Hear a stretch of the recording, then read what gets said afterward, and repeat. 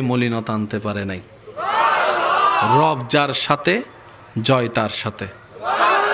রব্বুল আলামিন আমাদের সবাইকে নবীর ওয়াফাদার উম্মত হয়ে ঈমানের সাথে ইজ্জতের সাথে হাসি মুখে কালিমা পড়ে দুনিয়ার থেকে যাওয়ার তৌফিক দান করুন।